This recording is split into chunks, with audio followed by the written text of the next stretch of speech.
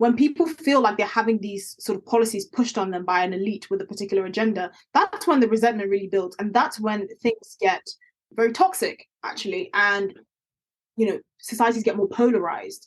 I do think that if you speak to people on a level playing field, they're likely to take these issues more seriously. They're likely to even be more proactive. But I also think it's likely to take power out of the hands of people that think they have the real power to effect change into people that actually do have the real power.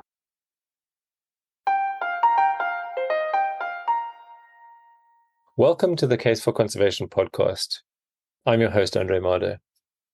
The idea behind this podcast is to explore conventional wisdom in the field of conservation and sometimes the environment more broadly. That's because if we don't review the way that we interpret things, we won't be well placed to improve it. Empirical science tends to be quite self-critical, but once you start moving away from specific data-based studies, you move away from the true science and toward the interpretation of science. The likelihood of error increases, and so does the political and cultural influence. In the long-form, unscripted conversations on this podcast, the idea is basically to interrogate our understanding of conservation issues and to question how that understanding maps onto reality. In today's episode and the next one, we discuss how environmental issues are influenced by politics and the media. Because perceptions can vary quite wildly, I invited two different guests with quite different views. I wanted to address this rather broad topic because of the increased traction that environmental issues, including biodiversity conservation, have been getting recently. The environment really seems to be becoming mainstream, and that's what we always wanted. But are we aware of the risks that come with increased public support? How much is politics influencing the public discourse on the environment? And are we paying enough attention to other interrelated societal goods and the trade-offs between them? My first guest on this topic for today's episode is Esther Krakue. Esther is a young Ghanaian broadcaster, writer, and talk TV contributor based in the UK. She's been on the media scene for only a few years, but she features on various well-known TV channels, podcasts, and other forums. Esther is critical of some of the icons and ideals of environmental activism, and she may at first even appear anti-environmentalist. I don't necessarily agree with all of her views, but she speaks from the heart, and I think she makes some important points.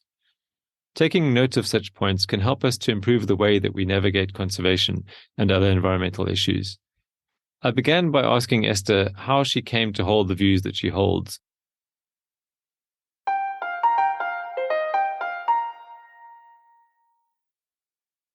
How I got to hold my views, or how my views sort of developed. A large part of that was obviously my upbringing, partly because I grew up in Ghana. I lived there full time until I was 14. And then even when I moved to the UK, I've really only lived full time in the UK the last sort of 3 to 4 years, because I was here for an education. So I was going to I was in school, I was in boarding school, and then I'll just go spend like 2-3 months a year back home in Ghana.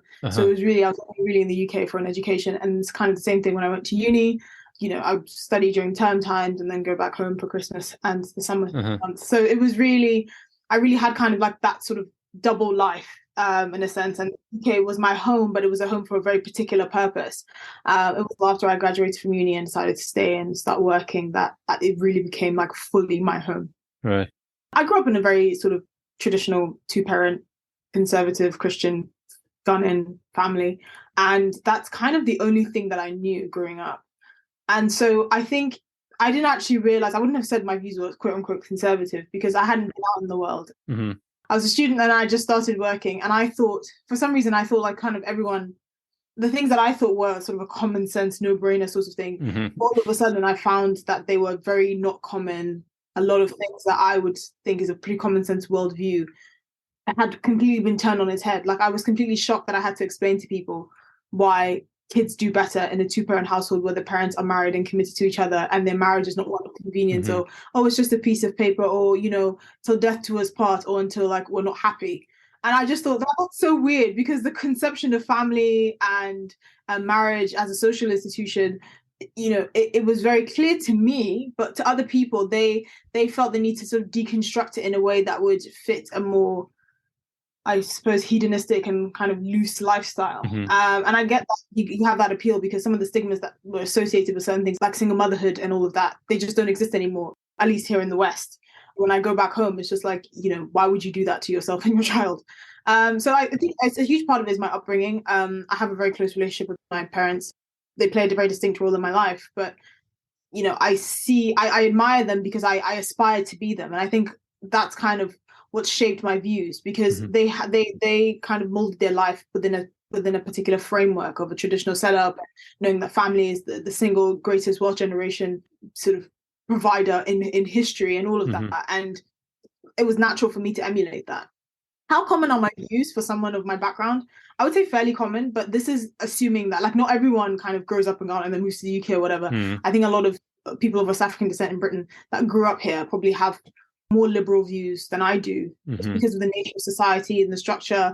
Like I was really, I don't want to say sheltered, but I very much grew up in a particular bubble. And I think that's because my parents made it very, very clear to me. They always used to say something that used to get on my nerves. They're like, we brought you here to study.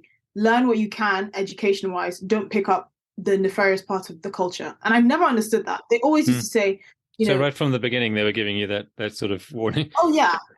From the outset, it was, you're here for an education, but you remain culturally, you're Ghanaian. And they made me understand, and all like my friends and family, they come from very kind of similar traditional conservative backgrounds. So I think the real shock came when I was out in the world. And, I had people bragging about kind of one night stands and getting drunk and passing out from the spoons. And I just thought, what on earth is the appeal of that? I just couldn't understand it.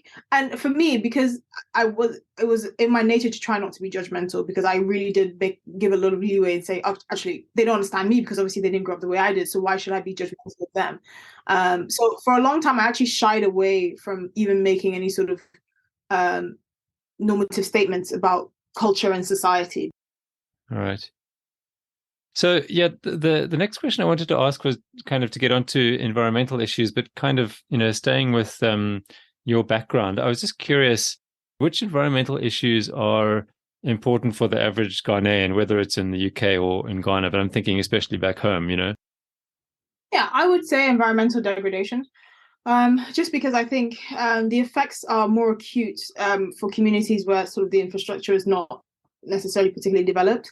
So I know in Ghana, for instance, one of the major issues we have other than deforestation is, illegal gold mining, which is called galamsey. And you tend to have, I suppose, nefarious actors, many of whom are actually of foreign backgrounds, but that's not the point, that sort of go and illegally mine gold in the Ashanti region in Ghana. So that's, they because they illegally mine it and they're not beholden to any environmental standards, obviously, because they're engaging in criminal activity. A lot of what they do sort of pollutes waterways, for instance, and pollutes the natural water supply. It completely destroys sort of the not just physically the area, but it destroys it visually as well. And it can interrupt sort of with water pipelines and all of that. It's really it has a very negative impact on people's lives. I know for other countries, for instance, the DRC or the Central African Republic, with cobalt mining and all of that, water pollution is also a big issue. Deforestation and degradation of land and agriculture is a big issue as well. I would say that food security in the form of sort of changing weather patterns is something that does concern people, but it's not so much due to climate change, for instance, if we just want to posit it on that, which I do think plays actually not as significant a role, especially if you look at the politics around that. It's more about ensuring food security, fertilizers, for instance. If you have to import a lot of fertilizers, who are the major fertilizer producers? China is one of them, Australia is another one of them. When these countries restrict their supply of fertilizer within the international market, which has happened post-COVID, that does impact poorer countries more so, and poorer countries that don't have the ability to necessarily import a lot of food, and agricultural security is really important to them. So I think that's a bigger issue as well, and upgrading sort of farming practices and modernizing it so you can produce food en masse and large scale, which is why I suspect the Ghanaian man you talk to is very much in favor of GMO, because the efficiency of food production is probably more costly and more important to developing countries than developed countries that just have the ability to sort of outsource and just import food, because they have stronger currencies and the commodity markets favor doing business with those sorts of countries. So I think that would probably be the bigger issue. If you talk to the average Ghanaian and talk about climate change, for instance, they're just thinking, I'm trying to feed my family, right? Climate is defined as weather changes over a 30-year period. In 30 years, I'll probably be dead. I have bigger things on my mind than something that's not immediately impacting me, and that, the science of that is still not as clear as the environmental activists try to posit. And that, I think you'll notice that's why a lot of environmental activists are middle class. They don't tend to be particularly highly educated, very articulate, and they have a very not nuanced, unbalanced view of the world. This is why they can, behave with such impunity and push for such radical changes, because they're not in tune with the average person and how most people live. And it's even more so the case with people in developing countries that absolutely have wildly different priorities than people, for say, in the UK. I don't know if you noticed, but COP27 just signed off this losses and damages compensation package, so richer countries or more developed countries compensating poor countries for the effects of climate change, which, again, like most of the world's biggest polluters were not even at COP27. To my knowledge, no one in these developed countries that are supposedly being the donors of this financial assistance haven't even voted for this. When I say who voted for this, I'm not just saying it to sound incendiary. It's a genuine question. Who voted for this? But you have all these political elites committing the hard-earned taxpayer money of their citizens, when really the people that should be taking charge of this are not even at the table. Why do you think, I have my own ideas, but why do you think it was agreed to? Presumably it's a fairly political decision, right? The decision to agree to some form of losses and damages, but it's basically compensation. I would say that I think it's twofold, but a big part of that is ideological capture.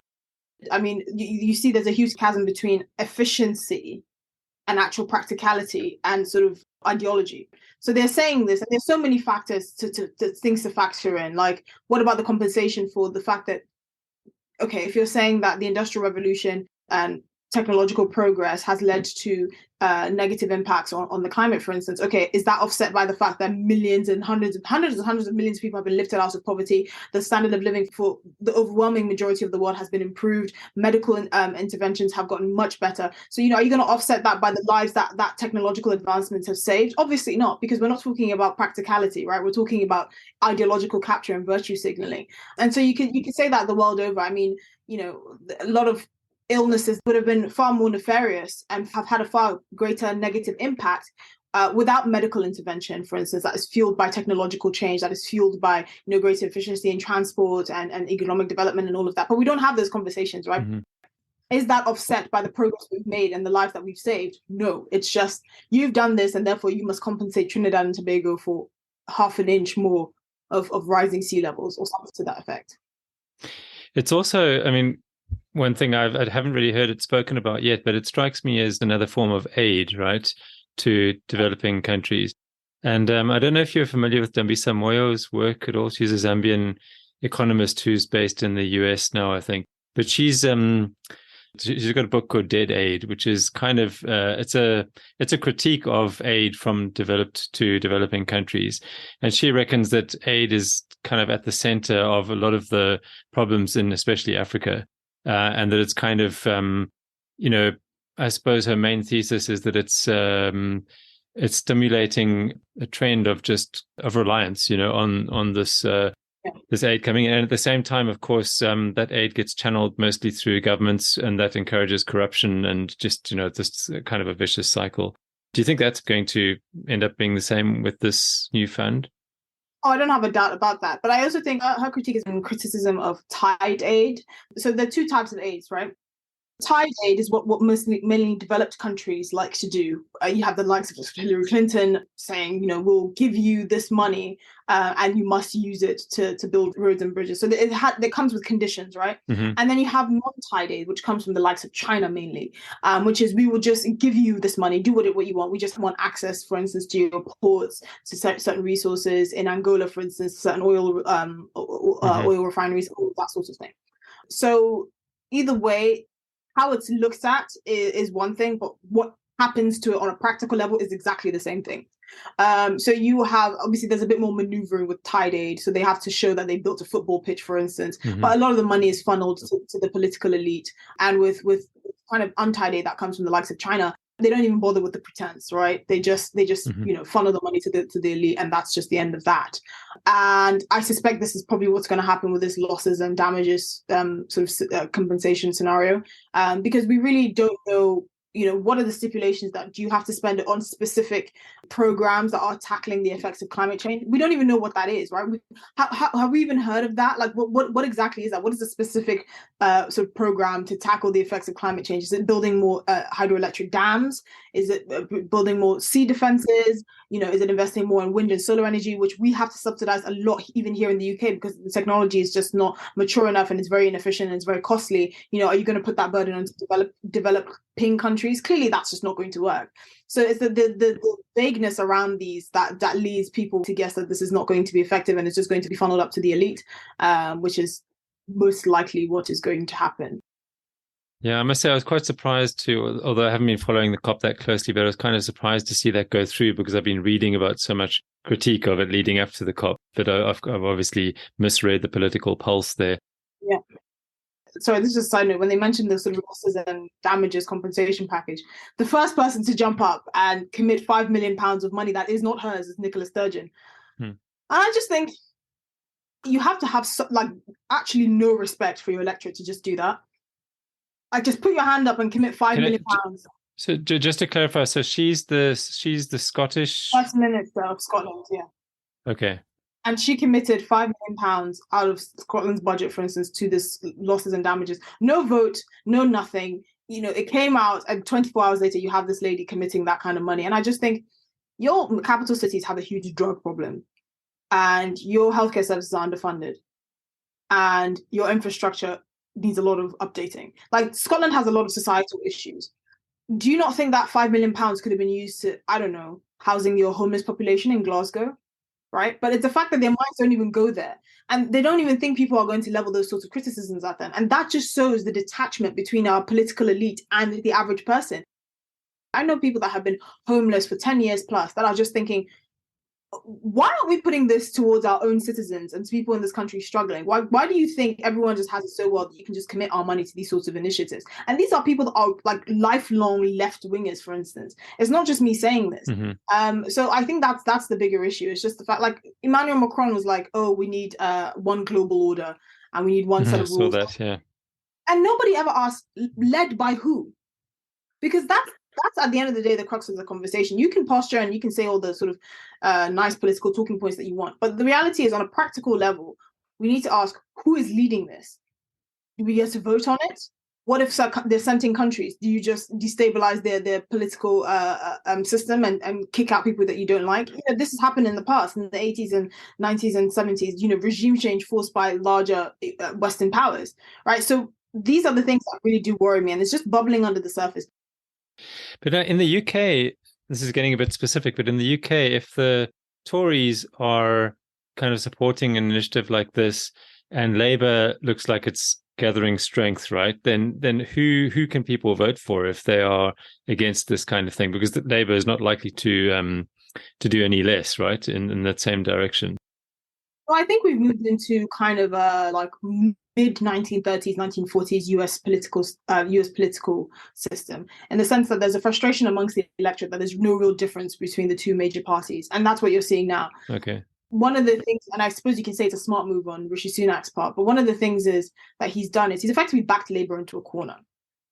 He's committed to all the net zero and the environmental stuff that Labour has said they will commit to. I think the only minor difference is, Labour said they're going to drive economic growth in the UK with investment in green technology, which is very underwhelming and does not inspire any confidence, because with the amount that we've invested in green technology, we wouldn't need to be subsidizing it as much as we are now, which is part of the reason why we're paying so much for our energy anyway. So there is really no difference between the two major parties, and that's the biggest issue. Because the nature of our political system here, the first past the post is that, really only the big parties can have a say. They have the resources. I mean, 2/3 of parliamentary seats in the UK are safe seats. So you really can't shake up very much in terms of our party politics. And the transition, because the UK is still a very conservative country in the sense that we just like things how they are, and it's very hard to push institutional change. The idea of moving to proportional representation, for instance, it would really take a massive upset in our political system for that to happen. So the bigger frustration is not just the fact that they're committing us to all these initiatives. It's the fact that there is no real difference between the people that are steering the ship. And that's a frustration for me. I've been very vocal. I don't know if you've seen my Twitter, but I will be leaving the UK in the foreseeable future, just because I just see things getting from bad to worse. Yeah, I heard on one, I think it was a podcast, you said that you'd probably head over to the US if things continue going the way that they are in the UK. It's interesting that contrast that in the US, things are getting increasingly polarized, right, between the two main parties. And in the UK, what you're saying is exactly the opposite. They're getting more and more similar to each other. Yeah, but I think, things like this, I've forgotten, is it loss and damages? Yeah.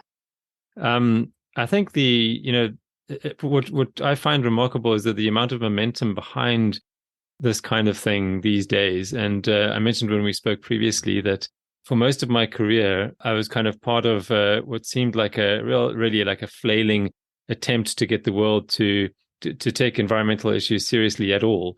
And then just in the last, it's difficult to time it exactly or to date it exactly, but I would say in the last 5 years, or even less maybe, environmental issues have suddenly just like exploded onto the scene. Yeah. And I was just curious, like, if you share that impression, first of all, and then also kind of, what do you think about the way that environmental issues are communicated in the media? I think it initially started off as an attempt to condensate all the sort of major talking point issues of the environmental crisis and trying to make it digestible for the public. Because obviously, even anything to do with climate and climate science and climate data is extremely complicated, and it's reliant on sophisticated technology and modeling data that's always evolving. Mm-hmm. Predicting day-to-day weather is so complicated because the Earth and the planet is so complicated. How much more predicting sort of climate other than using kind of highlighting specific data trends that are really actually a lot more complex than we see. So we'll just, for instance, if you look at one of those eco-activists, they will cite that, global temperatures have increased by X amount, and that's it. No kind of context, no information around that. They literally cite kind of 1 or 2 or 3 facts. And this kind of, I suppose, trickles down into mainstream media. So you have like major political pundits, for instance, and broadcasters highlighting the same rhetoric, right? And you'll see this in sort of right-wing media as well. Mm-hmm. The fact that Britain's contribution to global emissions is like less than 1% of global emissions in total. And that has kind of proliferated in I suppose, more right of center media. Mm-hmm. So that's basically what's kind of happened. So it's been the effort to condensate that. And also, I think this hasn't been happening just over the last few years. The reason why we're noticing it is because it's been a concerted push and an effort by media, by education, for instance. So I remember studying about, climate change and all of that in my basic sort of science classes, like chemistry, physics, geography, biology. And it was very kind of one form of orthodoxy. So at that point in your life, you're not thinking it must be more complicated than that. Everything is taught literally as gospel. And I think that's where the major issue comes from, because it's extremely disingenuous to treat something as complex as the environment and climate as straightforward and one. And I think it's the same thing that happened with COVID, right? What direction are we heading into? And why do we need to move steadfastly in that direction without any consent from anyone else that has a question with their livelihoods being completely turned upside down? Yeah, that's an important question, is kind of how much climate action is going to affect other things, the trade-offs. And this goes to biodiversity as well, which is, my background is a conservation biologist. I'm not a climate person at all. But increasingly, I'm seeing trade-offs between biodiversity and climate. So, for example, the amount of space that a wind farm or a solar farm takes up can be a lot worse for biodiversity than, a fossil fuel plant or a nuclear plant of some kind.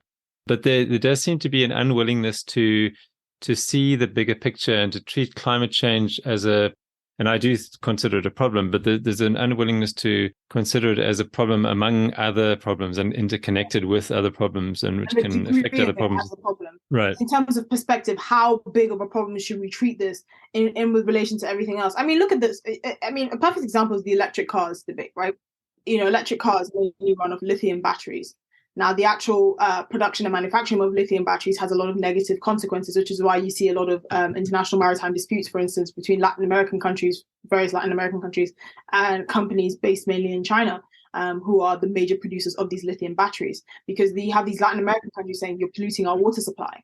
So, if you wanted to kind of level this reality to an eco-activist, your first question would be, do you want cleaner air or cleaner water? Right? And then they're just like, well, why do we have to choose? But I was like, no, but that's the reality, because the path they're going down, you are going to have to make a choice, and you are putting yourself in a position where you're making that choice for hundreds of millions, even billions of people. One, is that fair? Two, is that sensible? And three, is there a way to be more measured about this without being labeled a climate denier and all of that? And I think that's my biggest frustration. Mm-hmm. I tell people, I come from Ghana. I understand how people live. I understand the importance of agriculture and food security and, biodiversity and, the negative impacts of environmental degradation. Don't you dare accuse me of being a climate change denier when I see the impacts of it firsthand. I've grown up in it. I go back home and people are still burning their rubbish behind my house. I'm asthmatic. All the soot and the smoke is going over our heads, right? But it's like, how do we educate people to not do that? What other options do they have? Do they have an intricate sort of bin collection network like we do in the West? No. So maybe let's start there, right? And that kind of rhetoric falls on deaf ears because they're just like, oh, climate change denier, and then just move on. There definitely seems to be a sort of number one, a very global outlook on things, whereas in a place like Ghana, and thinking about South Africa as well, problems are very much more local and immediate, right? Like the ones that you were describing earlier on. Whereas, if you're living comfortably somewhere in the West, it's a lot easier to sort of stand back and look at the global problems and kind of try and simplify things in your mind and have sort of a bit of a utopian look on things. Oh, absolutely. Pushing the boundaries. Sorry, say again? But pushing the boundaries to kind of, model society after a particular ideal, and it's by all means you have to attain that ideal. I often say to people that it's unconservative to not care about the environment. It's a philosophy that I've been exploring myself, but genuinely when I kind of I suppose read through religious texts and sort of connotations around being grateful, and when you look at it from the context of, let's say, for God so loved the world, and that he created the world and man in his image, and he's gifted this sort of precious planet to us, like, Adam and Eve in the Garden of Eden, and he made Adam, the guardian of the garden, and to take care of it.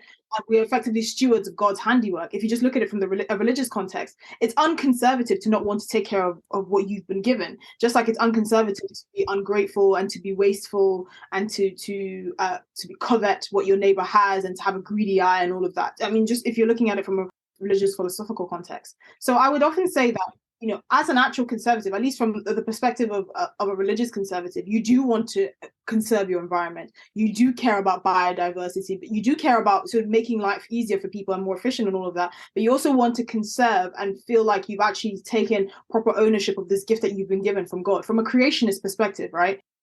To say that it's the conservatives that are against, taking any action on climate change and protecting the environment, I actually say that's inconsistent with conservative, at least religious philosophy as well. You do have to take care. That's the point of conservatism, is to conserve, right? There's a cognitive dissonance in saying that conservatives don't care about the environment, but these ideological progressives are the ones that do. I'm sure you saw this as well. Greta Thunberg was quoted as having said, I don't remember the exact quote, but basically she's moved from climate to kind of attacking the whole Western capitalist system as a yeah. And it's again just this idea of, I mean, it's a utopian idea, I guess, again, of thinking that if we just get rid of what we have now, what we don't like now, that whatever pops up in its place is going to somehow be better. Were you shocked? Sorry? Were you shocked by that revelation by Greta Thunberg to fight sort of racial injustices and climate and capitalism and everything like that? Were you shocked? I suppose not. I mean, I haven't followed her as closely as some people might. Again, climate is not really my main focus. But no, I guess I wasn't too surprised. I've noticed her kind of heading in that direction recently, and not just her, right? But the kind of people around her and the people encouraging her. So yeah, I don't. That's the point, because it's one ideology. It's all one thing, right? When I meet someone, climate activist, for instance, like Greta Thunberg, I can prescribe the entire political philosophy to a T. They'll likely have their pronouns in their bio. They'll likely have multiple tattoos, and a lot of their, I suppose, posturings on particular issues just come out as generic talking points. You can likely guess their views on abortion, divorce laws, racial injustice. You can literally prescribe the entire philosophy down to a T, right? They're widgets that have been ideologically captured by a particular movement. And so everything up until that point is just kind of like a downward spiral, because they're just going to go deeper and deeper and further into that rabbit hole of just that particular line of ideological thought. You see that with people on the right as well. Sure. I'm not going to deny it. I think it's far less prevalent, but it does exist. And I say that as someone who actively fights against some sort of ideological capture, right? You have to be willing to engage with different forms of thinking. You have to be able to look at the merits of arguments on both sides and kind of, I suppose, form your own philosophy that way. And you should be malleable. Mm-hmm. And I always say the truth lies somewhere in between, in the middle. Obviously, it depends on the Overton window at the time, but that's usually how things turn out. And there's the same for many issues like school choice, religion, abortion, all of that. The truth is usually somewhere in between. It just depends on how far the window has stretched. Mm-hmm. My impression is that, generally speaking, I mean, I think there are some people who are just really insincere about it, but I think the majority really do think that they're doing the right thing, right? Mm-hmm. And I think, and their philosophy is based on something real. Like I'm speaking from my own beliefs now. I do believe the climate is changing. I do believe that human beings have something to do with it. I don't believe that it's as catastrophic as they're describing it's going to be. But that's where I depart from people like that, right? That they just think that it's so important that this particular issue is addressed, that it's worthwhile kind of, it needs to be done no matter what the cost. I move in circles with people that tend to have those thoughts. And unfortunately, for the majority of these kind of people, especially the ones you see like Just Stop Oil and these eco-activists, they usually come from a certain socioeconomic strata in society. They're usually very privileged. And mm-hmm. I mean, they're just people that it's kind of like almost like a cult like religion, right? You're not going to convince like a Jehovah's Witness whose kid is dying that they should get a blood transfusion, right? Even though the child is dying, because it is something that is so ingrained in their personal beliefs that it will take a seismic shift for that to change. And I think for a significant subset of these environmental activists, that's the case. I think the more moderate ones, you can kind of bring them on side, but when you actually engage with them in a conversation and show them a reality and make them have different perspectives. I always say, put them in a rural village in India for a week, mm-hmm. and they will come back with altered, more moderate views, because how can you not? In the case of Greta Thunberg specifically, she's just a kid who should have been in school, who's been exploited by her parents. She's not a particularly impressive orator. She's just been boosted into sort of levels of notoriety because she's autistic. And I'm not saying this to be rude. I worked in an IT training center for disabled adults for a year when I was in France. I worked with many high-functioning autistics. I've met people that are far more impressive than her that don't get the platform to kind of reiterate certain talking points. Because I had this conversation with Douglas Murray. I said, look, what you need is a transgender disabled hijabi who loves fossil fuels to sit on a UN panel with Greta Thunberg, and then you're going to have a real conversation, right? Because at the end of the day, then how can you criticize them as well? Because they hit all the points on the oppression hierarchy. Back in the day, children, which is what Greta Thunberg is, children knew their place, right? You'll never go into a room of adults and sit there and start shouting, how dare you? Especially in a traditional household, because that's just not going to fly. But now we praise that. And it's not just the fact that she's useful because she provides these people with coverage, but because so many societal expectations and societal norms and standards have been disintegrated effectively. It's actually a form of almost abuse to tell a child to know their place, that you don't shout at adults, that they're people that actually have to go out and work to provide it for their family. And excuse me, the posturings of a privileged, teenager from Sweden is not, I'm sorry, we shouldn't base our environmental policy off of that. And quite frankly, we shouldn't take what she's saying very seriously, right? And this used to be the norm. If you go back to the 80s and 90s, even as I grew up, I couldn't go and sit in a room full of adults and tell them, how dare you? I would, mm-hmm. My mom would really deal with me. But we don't have that now. Disciplining your kid is borderline child abuse. Teaching them standards is borderline child abuse. Telling your kid, you don't have enough life experience to know anything about this. You have a child and try and take care of them. You have a family that you try and take care of. You try paying your bills, going to university, getting educated, getting qualified to be a productive member of society. And then you can sit there and tell us to completely upend our lives and change how we live to fit your naive worldview. And a big part of this is her parents, because they've now elevated this girl into an arena where adults are talking, where there are people that actually do face criticism. It's like blood sport, right? I work in politics and it's really dirty, right? Anyone who works in politics knows that it gets really personal and it gets really thorny because people are passionate about various issues. And this is why you have to let children be children and not to throw their names into a debate that they can't handle with people that they can't even have dialogue with on any substantial level, right? And that's the issue. They have thrown her into this arena, and now she's been deified by people that are trying to force down an agenda. And anyone that has anything to say against her is seen as, oh, racist or ableist or any kind of discriminatory word that they want to throw at them. That's why we're so polarized. Every single adult should say we shouldn't take our environmental policy from a 19-year-old autistic girl who hasn't been in school for a while.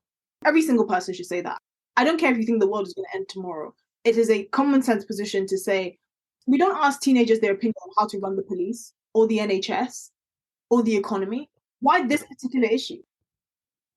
So that kind of brings me to the next question, which is just this idea of how political the environment has become. And I mean, most of our discussion has been about climate change, which is, I guess, inevitable because it's really the main environmental issue, the one that's gotten the most attention and also by far the most political one globally. But I guess what I wanted to ask you was, do you think that it's inevitable that environmental issues are such political issues, or do you think it's been made that way? Where would you stand on that? I think the way it's handled makes it more political than it is. I mean, there is an element that's inherently political, right? I remember a few years ago, Elton John had this sort of, I mean, these kind of megalomillionaires go on private jets all the time, and their carbon footprint is like that of a small village in Texas, for instance. But they do these things because it's convenient for their lifestyles, but because they don't want to come under criticism. You have people like Elton John saying, that's all right, I planted 50 trees. And for me, I just think, so you get to sort of flounder all the rules that you're trying to pose on us normies, right? But it's okay for you because you planted 50 trees in Guatemala. And these are the sorts of things that make the conversations more incendiary and make them more controversial, because 9 times out of 10 people say, yeah, I care about the environment. Yeah, I want to maintain biodiversity. Yeah, I want my children to inherit, a good, decent planet, more efficient, no wars, better progress and all that, technology and all of that. But it's like, how does that happen when we can't even agree on basic things and basic premises? Like, excuse me, you don't get to upend democracies and act like an elitist globalist tyrant because you want to push through an agenda. Right?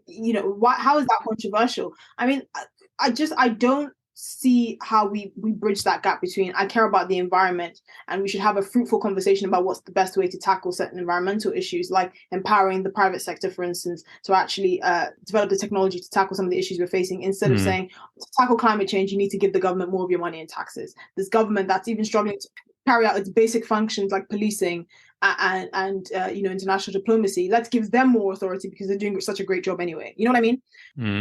I don't know how we bridge that gap, because I think most people do care about the environment, but most people are not okay with the amount of tyranny that's going to need to actually make the agenda of these globalist environmental elites a reality. That's really what the frustration should be. And I think anyone that takes this issue seriously should be looking at it from that perspective. I think, labeling people climate change deniers doesn't help. You alienate half the population with legitimate concerns.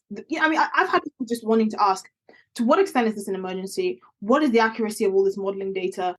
There's so many factors that could change things that we can't base our entire reality on that. And we could see that very clearly with COVID, all these, really high mortality rates based on these doomsday models. And you have people like that being called climate change deniers. And it's just like, this person is 70 something. They've worked their entire lives. They've never been on benefits. They've worked hard to save up for a pension that they're still being taxed on. And now they're being taxed more to fund this climate agenda. And they're asking a genuine question. And you're just shouting them eyes. I just think that's so disrespectful. Yeah. So the last question was kind of goes back a little bit to the earlier one about Ghana. But the question is, if you were the president of the world, what would be your environmental policies, and where would they sit among other policies? I'm kind of curious to know, which environmental aspects you would consider worthy of attention, and also how you'd place them. Let's put it this way: which do you think are the biggest problems in the world that need to be dealt with, and where would the environmental problems sit among them? Yeah, I think I would enforce sort of a case by case investigation into the particular environmental issues that are plaguing particular countries at that particular point in time. The Netherlands, for instance, is trying to ban and slim and cut down on its the size of its farming population because of the emission of like nitrogen, and the extent to which this is actually environmentally toxic is highly disputed. But a large part of the push for that is the fact that they have signed up to these international treaties, international accords that stipulate that they should keep their nitrogen production levels to a certain minimum, right? For instance.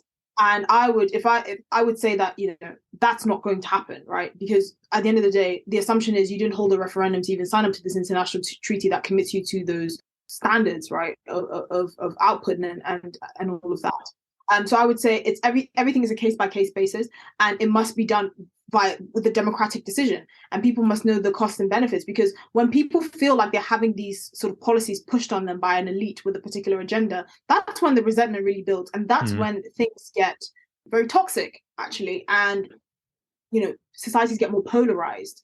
I do think that if you speak to people on a level playing field, they're likely to take these issues more seriously. They're likely to even be more proactive. But I also think it's likely to take power out of the hands of people that think they have the real power to effect change into people that actually do have the real power. So, for instance, I say that I don't think it's helpful that we get taxed all this money to subsidize inefficient forms of energy production, because a lot of subsidies just don't work. What happens is you end up getting into the cycle of crony capitalism, where these people are these companies that are wealthy and can afford to lobby these politicians, get these favorable contracts to produce stuff that are not necessarily efficient because there's no real competition in the market. And then we just have to keep paying for it. It's like, in former British India, when they were trying to tackle the problem of overpopulation of snakes. So they would pay people for each head of a snake that they brought for killing a snake. And then what happened is you had snake breeders. Right. So, they all contributed to the overpopulation problem by breeding more snakes and cutting off their heads and getting more money off it. And that's basically what the subsidized effect has. And the market just adjusts itself, right? If the climate is such a big issue, or particular aspects of climate change is such a big issue, and there's profitability there, right, which is very dependent on various market forces like consumer interest, for instance, and generally just greater efficiency and better products and services for people, businesses will invest in the technology to make those transitions and change. It shouldn't have to come from the government, but the government has to step aside and make these conditions favorable for these private businesses to affect those sorts of changes. So, for instance, something like Tesla, there was a big push and a drive and a desire for electric vehicles, and the proof is in the pudding, because Tesla wouldn't be as big of a company if that wasn't the case. So you need to empower these companies to actually produce and invest in the technology, with also the view that they also have to be as environmentally friendly as possible. So, for instance, just subsidizing green technology and the push for electric cars, okay, that's coming from a government or a public body that's not really taking into account various market forces. Because when you have that push from a government that's effectively guaranteeing you money, you're going to have so many people enter the market, and their ultimate goal is just to produce and to get the money and to make a profit. But then there's no sort of reflection on the impact that's having on the environment. Hence the whole lithium battery debate and the fact that it's actually polluting a lot of natural water resources in South America, for instance. So you really have to just get out of the way of private businesses to let them do what they do best, which is innovate, because I do believe in the power of human ingenuity and progression and development.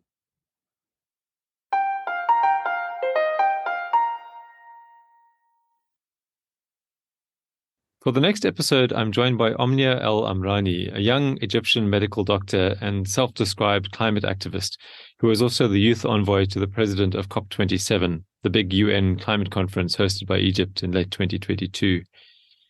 As indicated earlier, we explore the same broad topic as I did with Esther, but Omnia has a rather different perspective.